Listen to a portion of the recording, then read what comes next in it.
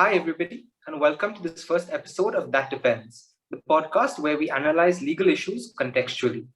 A few days ago, we had the chance to talk to Nitika Khaitan. Nitika is a practicing criminal lawyer in New Delhi. She's written extensively on issues of judicial delays, bail, and special criminal statutes. We'll be sure to link her articles in the show notes below. And as you guys know that lawyers love to talk. So our initial plan was to actually have an episode, which was only 20 minutes, but it ended up being 40 minutes. So what we've done is we've split the episode in two parts. The first part is effectively the situations which lead up to your arrest and lead up to where situation where you want to bail. And the second part is a more generic and broad discussion on bails. So if you have a certain idea of how bails work, we suggest that you can skip the first part, but we hope you will not, and then jump straight to the second part. So we hope that you guys like the podcast, and please let us know your feedback.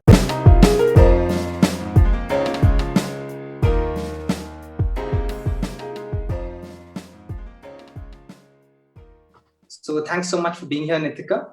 And I think today a great place to start off would be why bail has become so central to our understanding of the criminal justice system. We seem to no longer talk about criminal trials, which are the definitive way of proving guilt or innocence, but rather we only focus on whether or not an individual has been granted bail.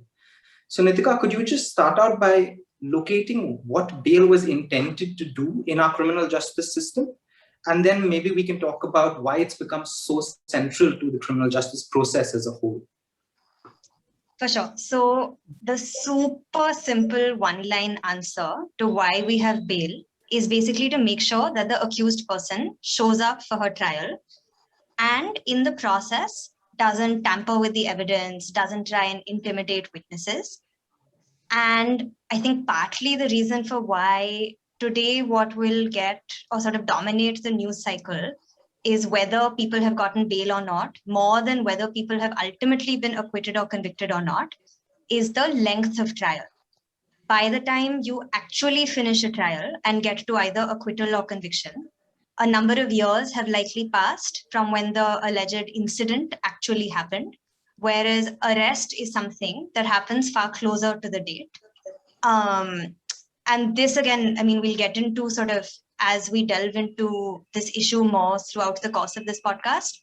But another reason is that unfortunately, despite a catena of judgments that state that bail is not meant to be punitive or preventive and is mainly to ensure that the accused does show up for trial and that trial happens fairly, at least in sort of news coverage and also perhaps in court proceedings, we see a sneaking sense of bail being seen as a punitive or deterrent measure.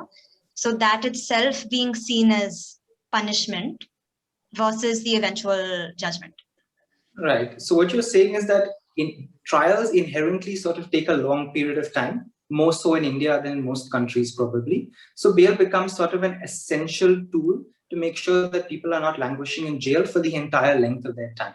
Right. And despite our sort of Supreme Court trying to curb the practice, bail ultimately does become, to a certain extent, punitive. Right. So could you just sort of, if we're going to elaborate on that a little bit, if bail isn't meant to be punitive, then arguably the only considerations for bail should really be whether or not the person is going to show up for trial or not. Right. And we'll sort of get into this later in terms of when we talk about the factors that judges use to determine whether or not bail should be granted. But ultimately, if you've said that bail is solely a function of whether or not they appear or not, then really should we be looking at anything else, or should we really just be looking at whether or not the person is going to appear or not? Yeah. So to be fair, this is an incredibly vexed question. And despite whatever critiques we might have of how bail today works, it's not very easy to come down solely on one side or the other. Ultimately, the way we even begin by talking about bail, right? So categorizing which offenses are bailable offenses, that is offenses where you get bail as a matter of right, versus non-bailable offenses, where you have to convince a court that you are worthy of being released on bail, there is the distinction between bailable and non-bailable offenses, even in the law, does unfortunately come down to the nature of the offense and the gravity of the offense. And the moment that is your starting point for distinguishing where you get bail as a matter of right and where you get bail as a matter of discretion, that of course is going to creep into the process of deciding whether you get bail or not. Even if we were to step back, it's easy to see why the nature of offense should perhaps matter, right? So even if you're looking at it from a point of view of, is this accused person going to show up for trial and influence witnesses, evidence, whatever? If the imprisonment that that accused person could potentially get is higher because the offense they're accused of committing is greater, then they perhaps have a greater incentive to abscond, evade the process of law, interfere with the trial. Even therefore, from that narrow perspective of let's make sure that the trial is able to happen smoothly, it's impossible to ignore gravity.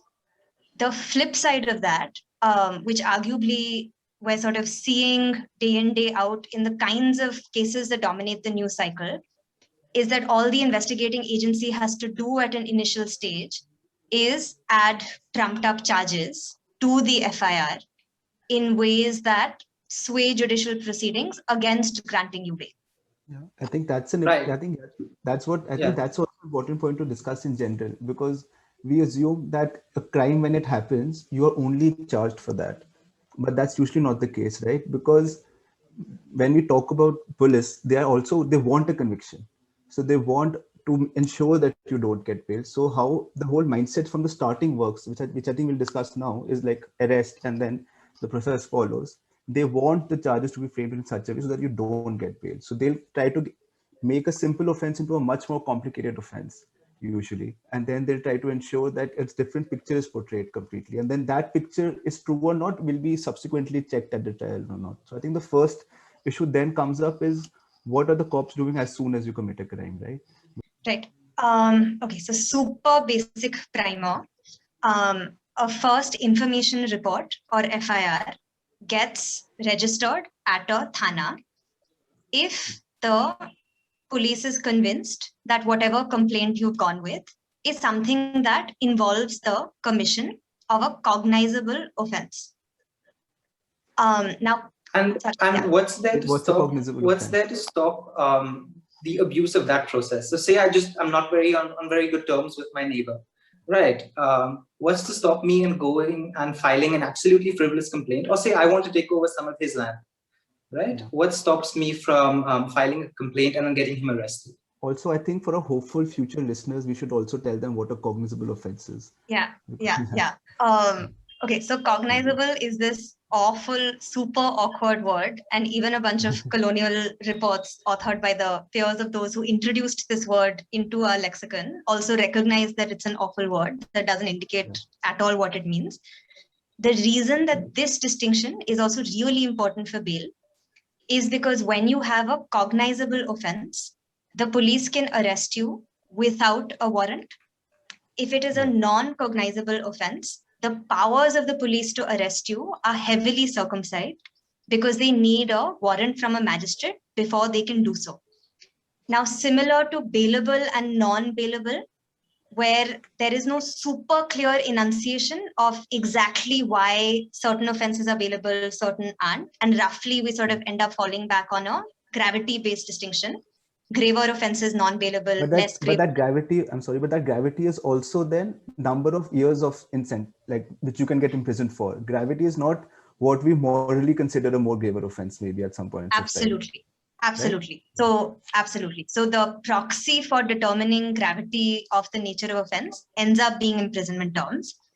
For cognizable, you will have a number of law commission reports that say, cognizable and non-cognizable doesn't depend on gravity. It actually depends on need to arrest, right? So for instance, the offenses in the Indian Penal Code that have to deal with rioting simpliciter.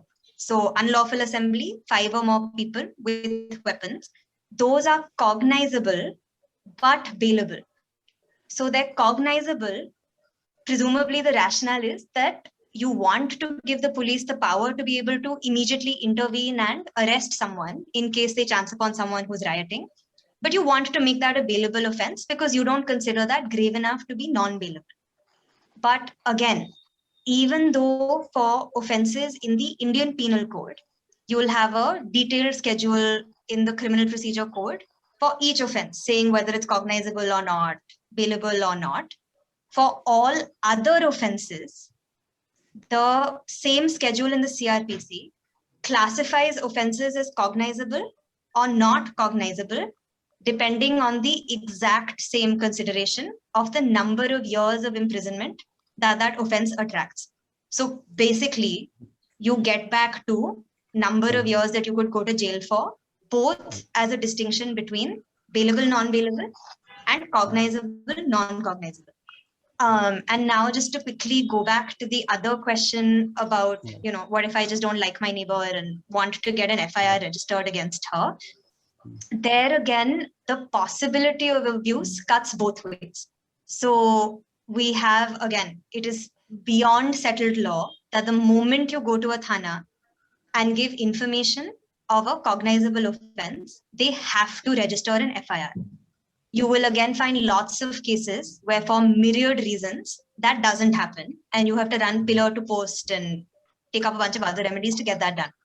On the flip side, of course, it is also possible that basically depending on the police and your relationship with the police, you are able to get an FIR registered for something that perhaps ideally should be a civil dispute and not a criminal dispute.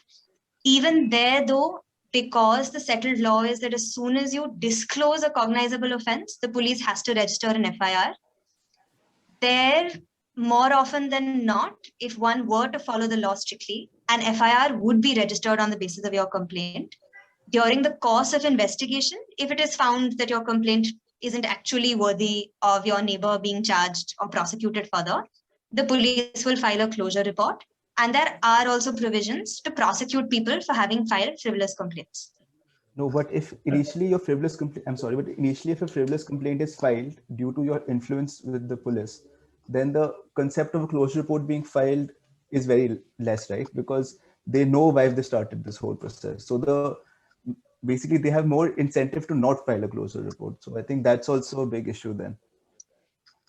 Sure, and that can be the case in a couple of cases, but I would still be sort of more worried about that initial registration of the FIR because a bunch of other remedies kick in by the time you're filing a closure report or not. Ultimately, that report is still something you'll have to file in court. A magistrate is going to apply her mind to it. And so if there really is sort of nothing to base the FIR or allegations on, it's not easy to file a sort of charge sheet based on absolutely nothing. And then, of course, in the process, once cognizance is taken, the other person can sort of straight away apply for discharge. Conversely, if your FIR did disclose serious allegations and the police ended up filing a closure report, you as the complainant or the victim have the remedy of being able to file a protest petition before the magistrate and saying, the investigating agency didn't consider XYZ thing. And the magistrate can take a decision independent of the conclusion of the investigating agency. So it's the initial bit of registration where there is less court oversight, where I'd be more worried about the possibility of the law not being followed. Right. So it seems as though to incentivize people or to absolutely make sure that the FIR is filed, right? A sort of direct consequence of that is that we have to live with the risk of certain FIRs that may not be worthy of actual complaints or may not actually disclose offenses, also sort of entering or creeping into the system. Is that correct? Right. And to add to that, as will perhaps be what dominates sort of coverage in cases that are slightly more politicized or cases where there are concerns that dissent is being suppressed using the criminal justice system. There are also cases where an offense might have occurred, but the people being prosecuted for the offense basically there are two competing versions, and which of those versions becomes an FIR is contested. Right. So sort of just getting back to our larger question of why bail has become so central to the entire criminal justice system, right? We've already established that one, the trials take an incredibly long amount of time. Two, there are going to be a certain number of cases that could potentially not disclose an offense, right? And secondly, could disclose an offense where you want the police to arrest individuals for, but you want them to get bail for, but maybe the CRPC, the IPC doesn't necessarily classify them as bailable, right? So now we sort of have these three factors that all lead to, or sort of seem to push against the general trend of bail, right? But to sort of come back to the idea that actual innocence and guilt is determined by trial, right? Can we also just sort of touch upon what the state really gets out of keeping people in custody, right? Because if we really want these FIRs to be registered, if the laws seem to be designed in a way to ensure that more often than not, the bail is discretionary as opposed to granted as a matter of right, then it seems to me as though the architecture of the law is in favor of keeping people behind bars. So I'm just wondering what the advantage of that is in a criminal justice system. Yeah, and how do you end up at jail? I think that's also, we'll just, if you want to also disclose this fact, that how do we actually reach to the point where you are finally in jail? Because so for example, Vasu doesn't like me that much, and he files a complaint against me, and then somehow I've been arrested for whatever offense that Vasu thinks I have committed. And then what will be the next step at this stage? Yeah. So the most important thing here that should give us pause before we talk about the architecture of the system as something that leads us towards people being in jail is that, again, as is beyond settled law, the power to arrest and the justification for it are supposed to be very different, right? So just because an FIR has been registered against someone for attracting non-bailable offenses should not at all mean that the person has to be arrested for that investigation to be completed smoothly. The issue, as we've already hinted at, of course, comes in precisely because we might not always have the best and most effective remedies against unlawful arrest at two levels. One, we do not have the strongest mechanisms for accountability of police officials, right? So either filing complaints against the police, internal disciplinary mechanisms they might have. And second, of course, is how judges deal with the question of bail, which we'll again just get to in a second. As for the stages, once an FIR has been registered, the police, if it thinks necessary, and here again, that distinction of how many years of imprisonment does the offense in the FIR attract, because there are different considerations and different levels of satisfaction that the police has to arrive at before they decide to arrest you. If you're accused of an offense punishable up to 7 years versus if you're accused of an offense punishable for more than 7 years. If you're accused of an offense punishable for more than 7 years, the police has to arrive at a lower level of satisfaction to decide to arrest you. So without going sort of too much into that, once the police has decided to arrest you, as is your constitutional right, you can only be kept in the thana for 24 hours before you have to be produced before the nearest magistrate. If the police says that, I can't complete my investigation in 24 hours, I need to keep this person in for longer, they have to apply to the magistrate to remand you to custody. This custody, within the first 15 days of that first production before the magistrate, the police can apply for you to remain in police custody.